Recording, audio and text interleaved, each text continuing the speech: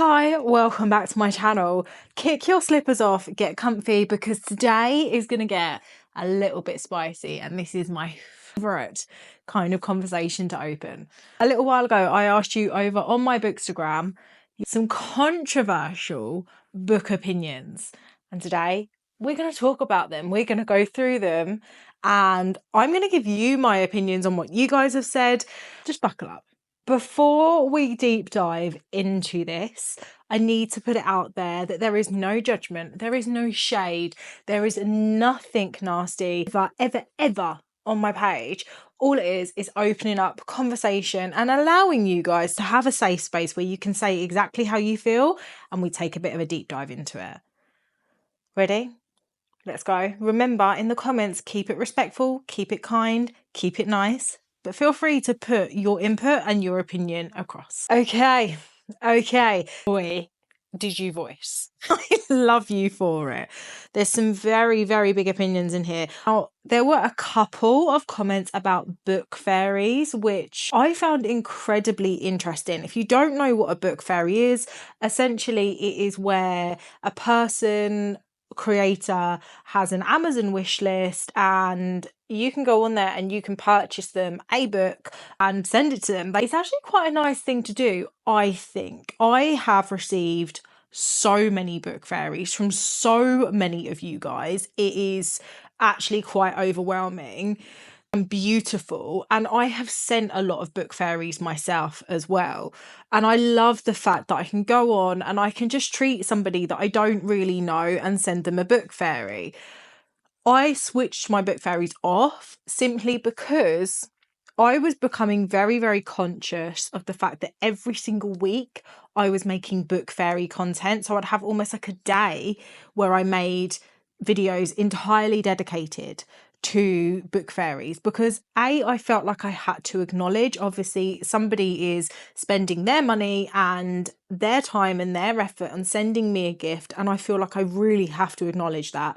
But then also I didn't want to have to make a video every single day, and there were points where I was receiving book fairies on a daily basis, so it was kind of a very hard bridge to try and ride over of, okay, how do I standardize this level of content?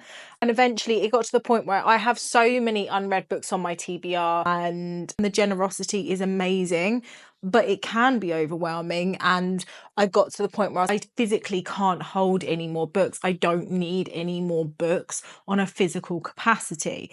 So let's get into some of the things that were left about book fairies.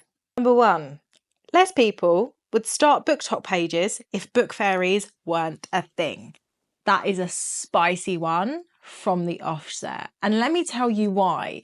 So one of the things I did notice eventually within the book fairy culture is it seemed to be all people cared about. So it went beyond creators just making videos to say thank you for book fairies. And it started to become, in some pockets of community, a little bit of a vicious circle of, well, I've book fairied, so therefore you need to book fairy me. And it was just this constant outpour of book fairies. And then you'd get other people, and I had this left on my post saying, I wish someone would book fairy me. And I know I ended up feeling quite bad for the fact that I had been book fairy. Now, I have a very large platform. Of course, if I put that on my platform, people are going to send things. Do I agree with this statement that people wouldn't make BookTok pages if book fairying wasn't a thing?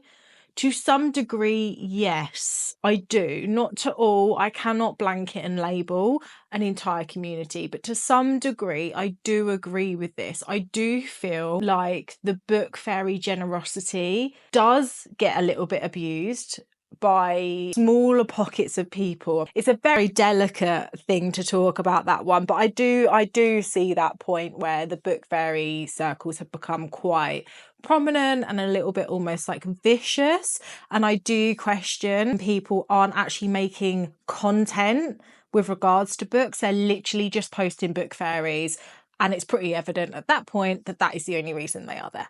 There also was another opinion about book fairies. And like, I was really interested in this take. When I send a book fairy and I get tagged so many follows from girls wanting me to gift them, that blew my mind. I actually messaged this person. I was like, wow, this actually happens. And she was like, yeah, it's happened many a times. I've sent someone a book fairy and then suddenly I started getting tagged and followed and people expect me to gift them because I've sent them a book fairy, which, excuse me, the entitlement. We cannot presume just because somebody has been kind enough to send one person a book fairy that they can then book fairy lots and lots of people. That blew my mind a little bit. I was slightly taken aback. What on earth would possess somebody to literally request to be book fairies? And I suppose that does show the slightly vicious side to it that I definitely, as a mainstream creator, hadn't realised existed. And I hate the idea that people, communities, followers feel pressurised into purchasing book fairies and parting with their money. And I've got to be honest, in many senses, I'm quite glad that I removed mine and I turned it off, because if that's what's happening by, say, somebody sends me a book fairy, I then tag that farrier and say thank you in a video, and then other people are herding to them, following them, expecting them to gift them as well, that does not sit well at all with me. I'm going to follow up a little bit here as well with a DM that I received in relation to book fairies. Book fairies seems to be actually quite a deep subject on BookTok at the moment. I've seen pages where all they post are Fairy Fridays, Wishlist Wednesday posts, or them opening fairies they've received, but never talking about books or any other bookish content. For me, it feels like they're focused more on the freebies. I have seen Book Fairy Fridays, and actually one of my favourite creators and somebody that I think is a beautiful, beautiful friend of mine, Grace's Book Nook, she does Fairy Fridays. But what I will say about Grace is she's incredibly grateful. She's always so humble, and it's not the focal point of her content. She produces so much incredible content for other people to see, for other people to share. And Fairy Fridays is just a very small part of her saying thank you. That's evident. However, this goes back to the take that I mentioned earlier about how some pages now it is all about the book fairies and the gifting and the wish listing and stuff like that. And that does, I think, at that point become evident that that is the only reason somebody is there. Swiftly moving on away from book fairy, I was told slow readers shouldn't read. I don't think I've ever had something hurt my soul as much as this does. I, for one, find it incredibly frustrating when people continually make content aimed on how much they read and how many books they've read and the pages they've read this week, because I do feel like that can come across as quite intimidating, perhaps, to somebody that is new to reading, new to the community, or a much slower reader. Truth be told, your reading pace doesn't matter. If you only read one book a year, you are a reader. It's simple. If you are a super slow reader, you're still a reader. You are allowed to read. It's not a case of you're not welcome here. It's not a case of you shouldn't read. Ultimately, everybody's abilities are different, and accessibility in the book world, I actually think, is a little bit of a problem. So I'm really sorry to the person that has been told this. Your reading speed doesn't mean anything. On to the next. Audiobooks still count as reading. I have spoken about this before, and as far as I'm concerned, audiobooks do count as reading. And this is coming from somebody that doesn't like audiobooks. I am not an audiobook consumer. I get frustrated, I tap out. But then my neurodiversity, I really struggle processing anything verbally. I need to digest in written format. Now, audiobooks are a fantastic tool for so many people. You could be short-sighted or have a visual issue. You can be dyslexic. You could have ADHD and you just can't sit still for that long. You could be a mum who's got kids running around her all day long, is constantly doing housework, constantly doing this, constantly doing that, but still wants to read a book. Audiobooks are the one thing in the bookish world that are accessible, and anybody who wants to stand here and say that audiobooks do not count needs to have a bit of a reality check, because you are still consuming the book and you are still consuming the story. It's just in a slightly different format. So I'm on board with this one 110%. Audiobooks, in fact, do count. This one's a good one and I really like it. You should be able to say why you don't like something. It's still a product up for review. Now, I have spoken really quite heavily about this over on my BookTok, because I actually got slammed for leaving some negative reviews and for making videos voicing why I didn't like a book. Now, as far as I'm concerned, the only type of negative review that is not good is when it's not well constructed and it doesn't have enough context. If you are literally coming on and you're slamming a book with no background, with no reasoning as to why, if you're just standing there saying this is the worst book I've ever read, it's absolutely awful, and anybody that likes it is awful too, that's not okay. However, leaving a critically thought out, constructive review that is negative is a good thing. And I'm going to explain why. So I am in the process of writing my own book, my first novel. When that is released, I am going to receive negative reviews.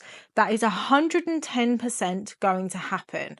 Those negative reviews are going to upset me. I'm going to take them personally. They're going to get under my skin and I'm probably going to have a big fat cry about it.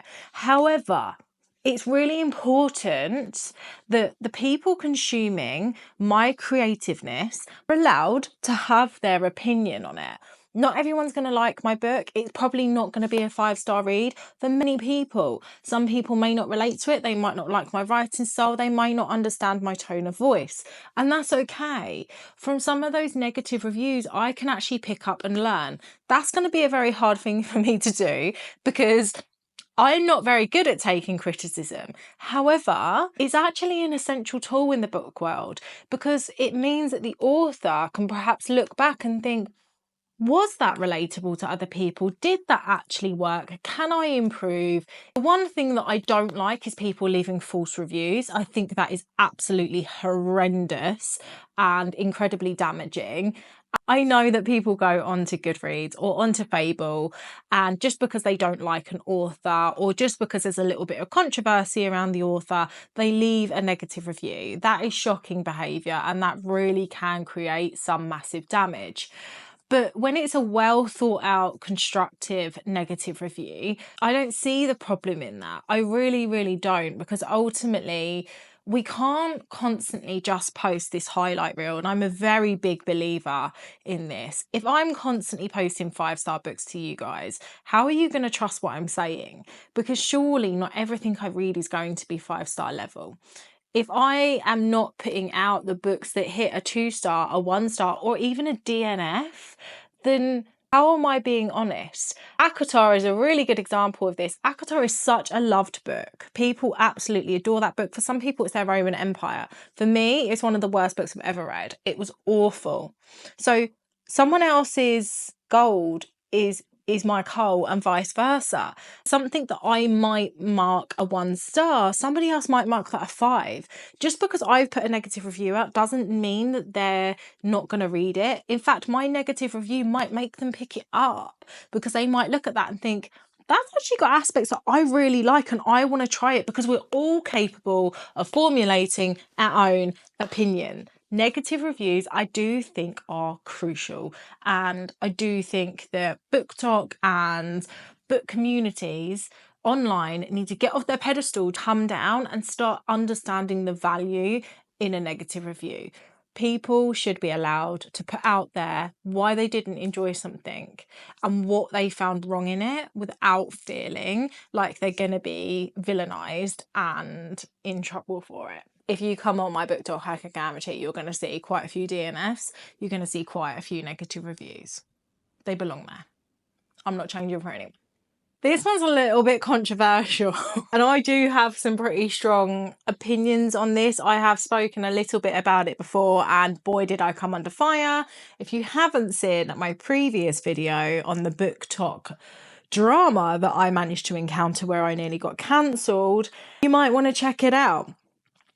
I feel like the dark romance community on TikTok can be quite cult-like. They are scarier than the books. Now, I am absolutely not here categorically to judge, to shame, to marginalise anybody, to tear down a community, to do any of the things someone may accuse me of doing. However, what I am here to do is to say my part, speak the truth, and discuss this topic of conversation that this follower has raised.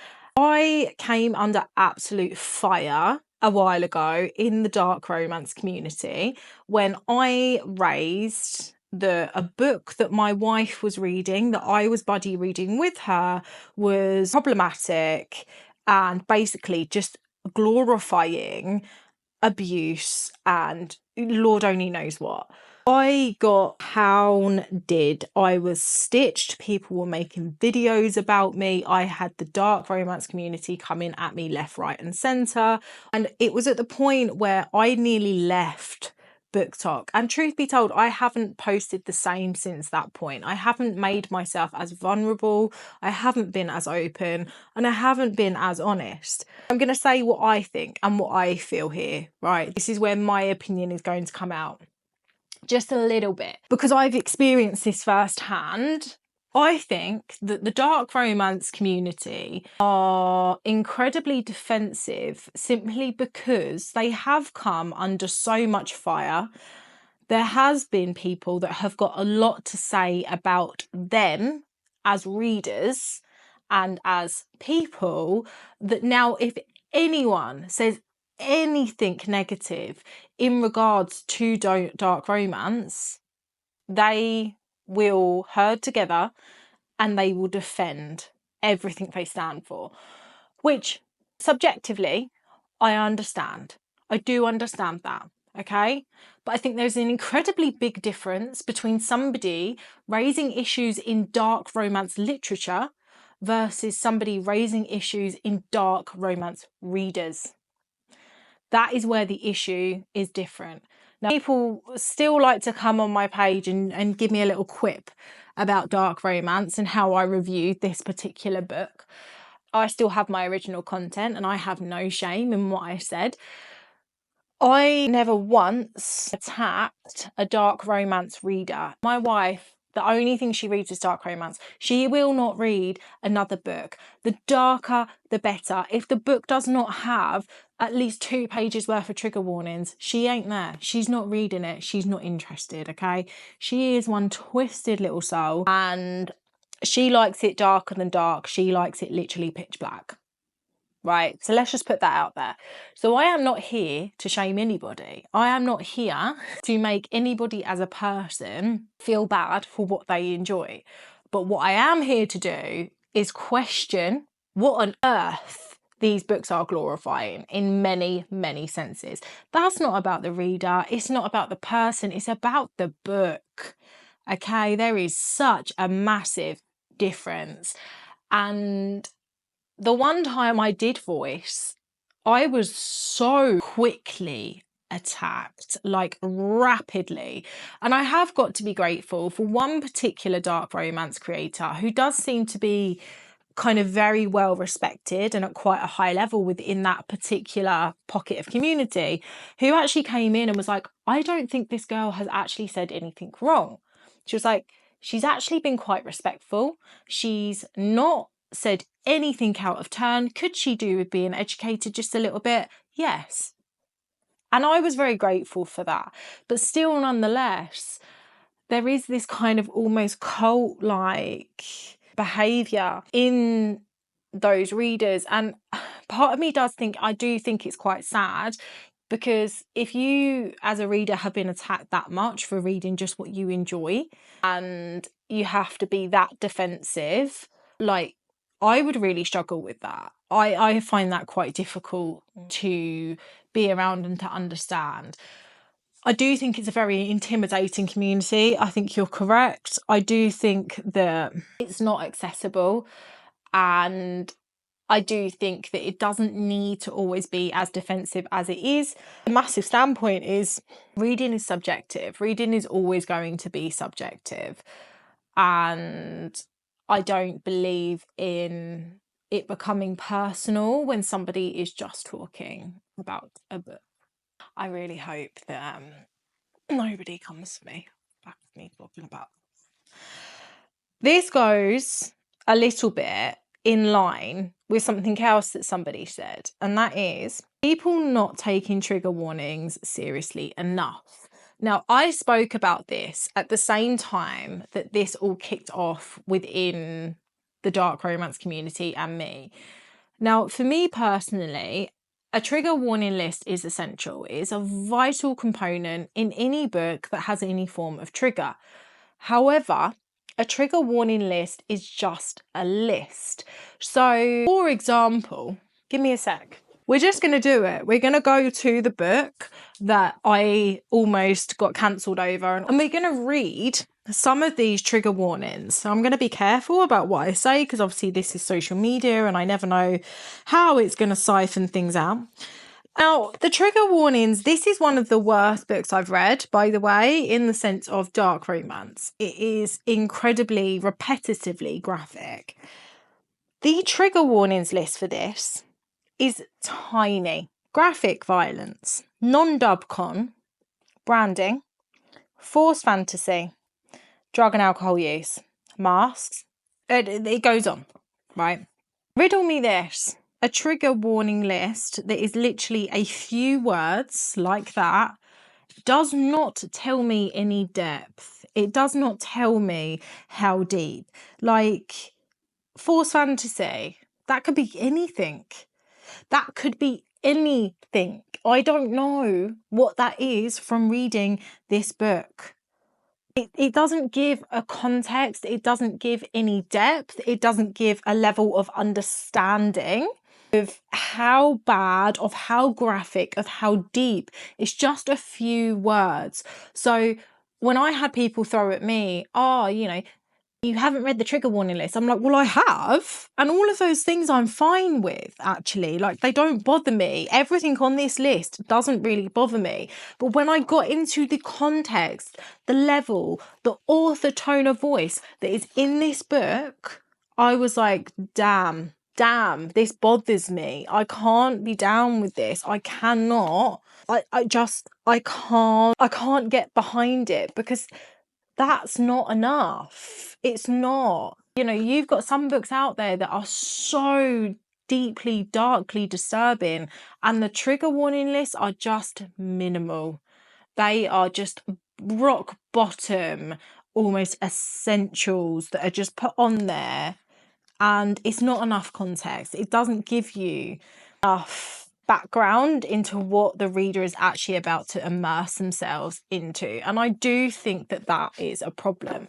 Can I say that trigger warning lists aren't taken seriously enough? I think it depends, because you have got other books that have a very good trigger warning list. For example, let's go into Haunting Adeline, okay? The TikTok famous book.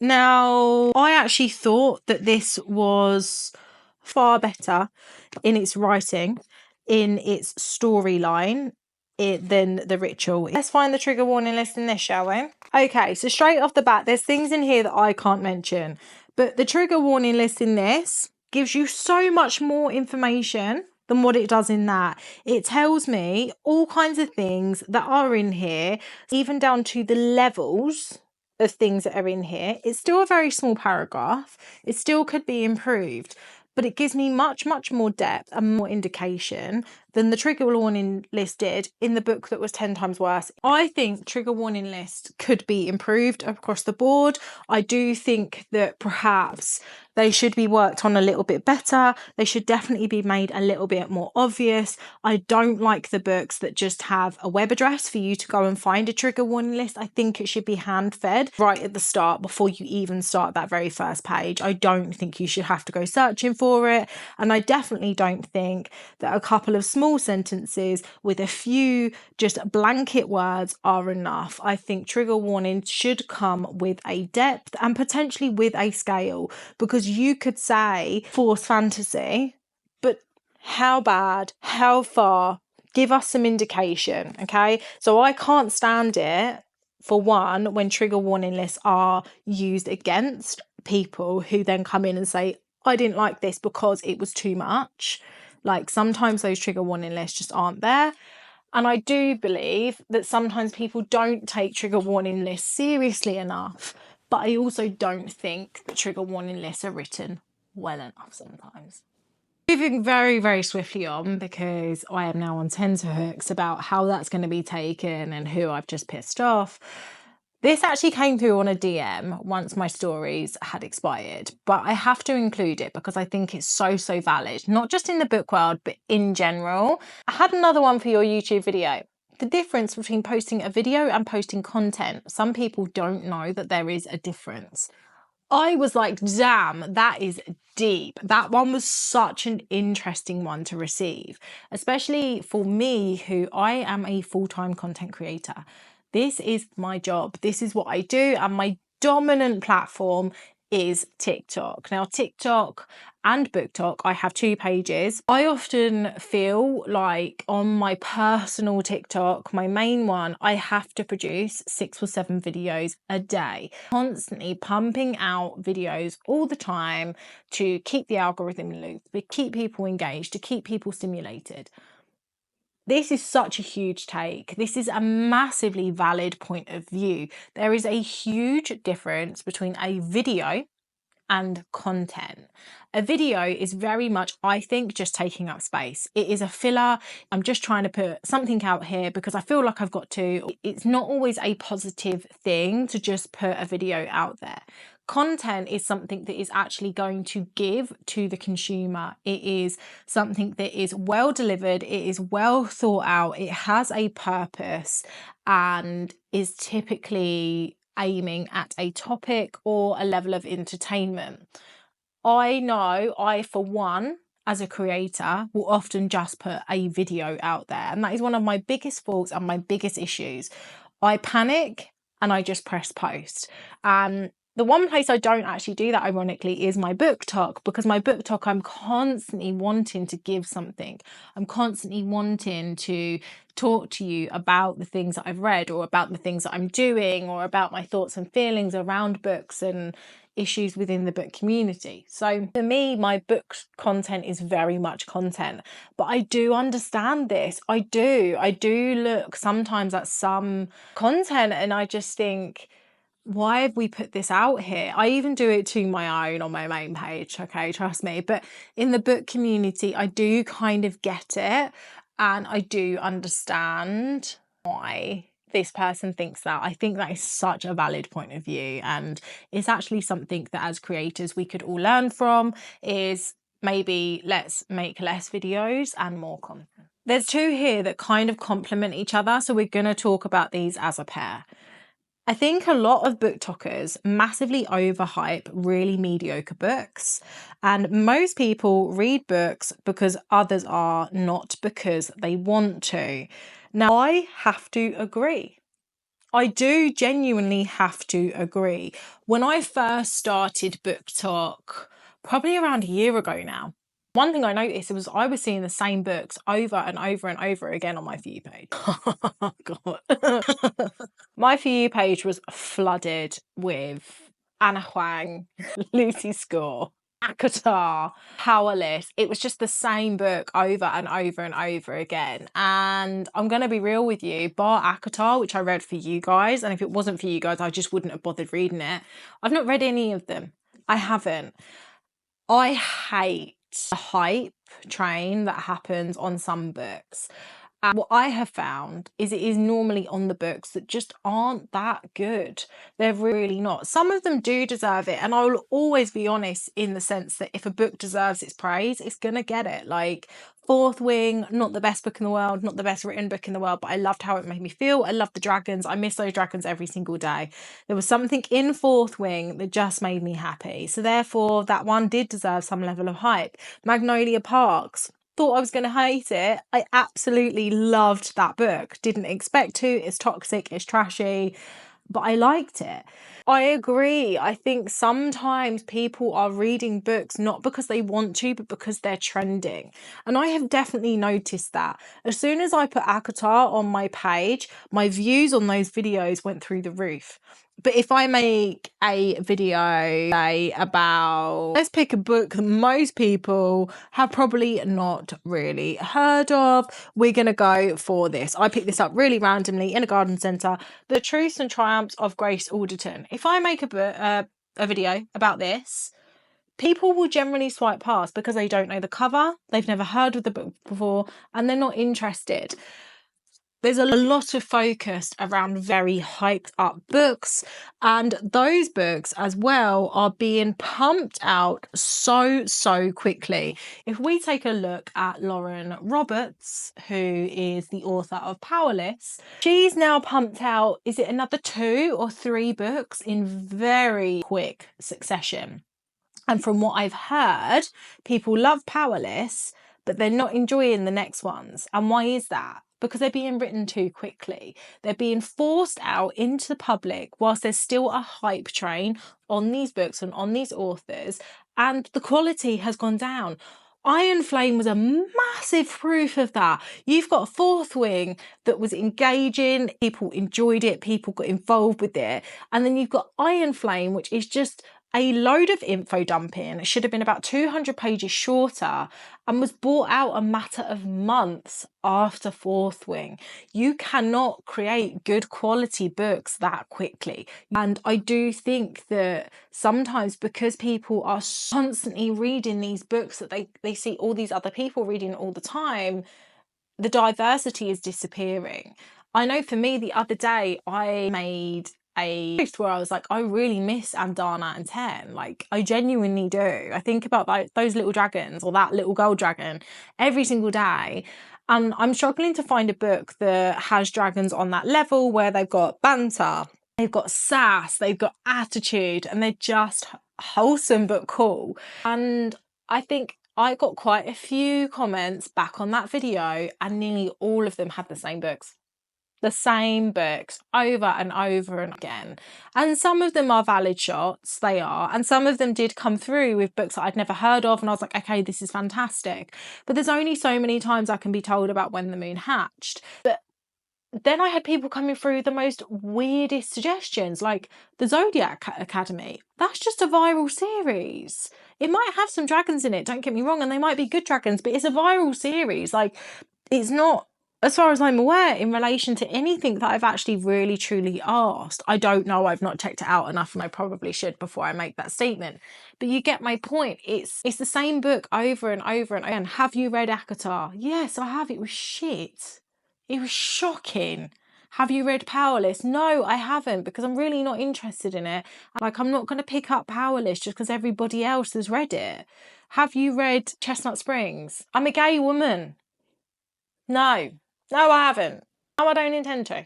There are hundreds of thousands, if not millions, of books out there in the world. And yet for some reason, on social media, we only have access to a few hundred of them. Go figure that one out, because I can't. And I've stood by since I started this journey on Bookish social media that I'm going to try and bring different books. I'm going to try and bring books that are standout, that are different, that do deliver something in a completely different manner, and are books that you potentially never heard of. And every time I do, you can see the massive discrepancy between views on a book that isn't BookTok popular and views on a book that are. In fact, I'm going to try and see if I can find some examples and actually show you those examples. If I'm still here, it's because I found them and I've showed them on the screen. And we are going to wind it up with this one, which is overconsumption with books is a problem. There's a lot of controversy at the moment about this. When I first made content about this, I came from a completely different angle and I had a completely different point of view. And I stood there openly and said that I don't think you can overconsume books. I don't think you can buy too many books. I think it's nothing but a good thing that people are now reading books and it's more accessible. And I do semi-stand by that thought point. I do think that social media, BookTok, BookTube, Bookstagram, they've all opened up these avenues for people to access books that perhaps wouldn't have accessed them before. My wife is one of them. She had never actually completed a book until this year, until she discovered the dyslexic font on her Kindle, until she discovered dark romance. She was not typically a reader and she wouldn't have ever sat there reading a book. So I do feel like it is encouraging people to read that perhaps haven't read in the past. However, I now am at the standpoint where I do think that book overconsumption is a problem. And here's why. And I'm going to be very honest. Before the rise of BookTok, specifically BookTok, but also BookTube, I know that's been around for years, Bookstagram, but before the rise of BookTok, the publishing industry was on its knees. Like, it was down. It was groveling, basically. And then BookTok came along and it's pushed it up to a rise. And that is incredible and that is amazing. However, there is a very big difference between reading books and just purchasing books. People are out there literally purchasing, I don't even want to know how many books a week, and not reading them and not consuming them. I have done this. I have got a pile of books downstairs that I have purchased based off the fact that I saw them on my For You page, or I saw them in the shop and thought, oh, I really like the cover of that. And I'm never going to read them. I've read maybe the first page and I know instantly a book's not for me. Or I'd then gone back and thought, why did I buy that? I'm not going to enjoy that. It's just not my kind of read. And then I'll go into the charity shop. There are people that have got 10 plus copies of Fourth Wing or ACOTAR or special editions, but like so many special editions, it is unreal. There are people out there that are buying the hardback copies of books and then also the paperback copies of books, or they change the cover of book series and then therefore they have to get rid of all of the old covers that they have and buy just the new covers. You get my point. There is a level where consumption becomes so high. It is not normal to purchase 10, 20 books per month, per week. It is not normal to have these book hauls where you are just unboxing book upon book upon book. That is not standard behavior. I think a lot of people are forgetting some very, very integral things. Number one, charity shops are bloody wonderful for books. They are incredible. They are cheap. 9 times out of 10, they've either not been read or they've only been read once. So they're in beautiful condition and they are a couple of quid. You are also directly contributing towards a charity by purchasing from them. Number 2, libraries. Libraries are free of charge. You do not have to purchase the book. I have read some of my favourite 5-star books from a library and I still don't own them because ultimately most of these books behind me, once I've read them, I'm never going to reread them again. I'm not a rereader and not many people are a rereader. But supporting your local library is absolutely huge. It is fundamental. You can now also support libraries versus things like Kobo's or versus your phone, Overdrive, Libby.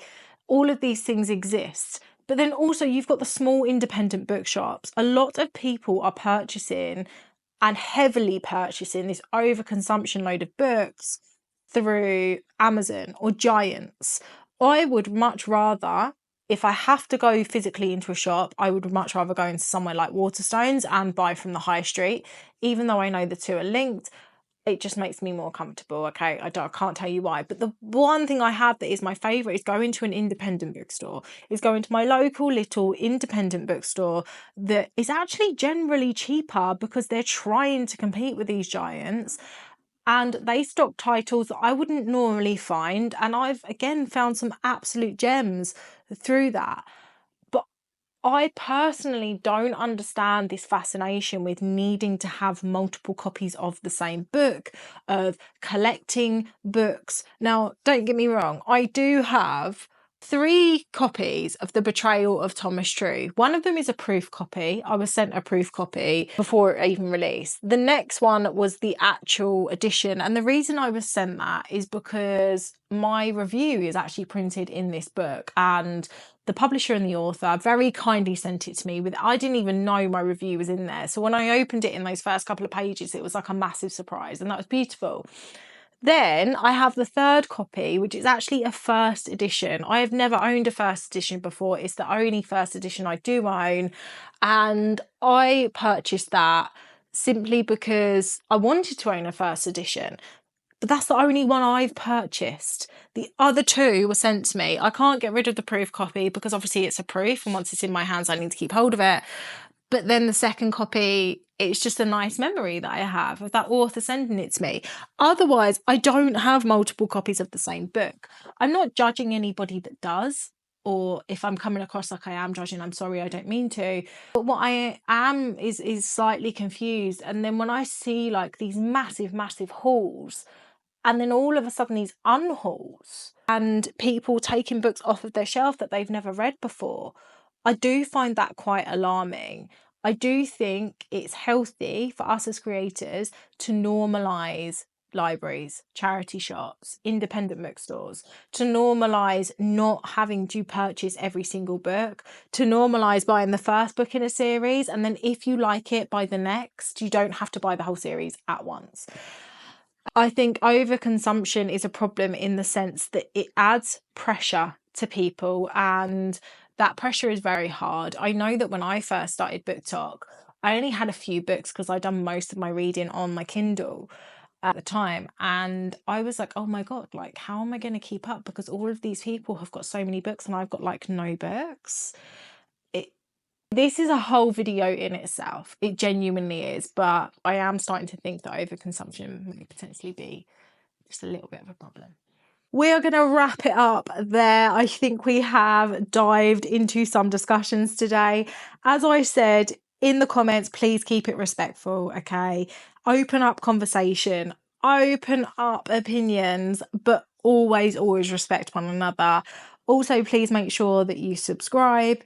I know you like being here if you've made it this far. I love these kind of videos. And I actually said to somebody this morning, right, on BookTok, who is a creator that I genuinely respect and I really, really enjoy his content. We were talking about the switch over from BookTok to YouTube and how we're both really enjoying it. I said to him, I was like, I feel like if to be honest and put my true opinions out there, people would genuinely hate me.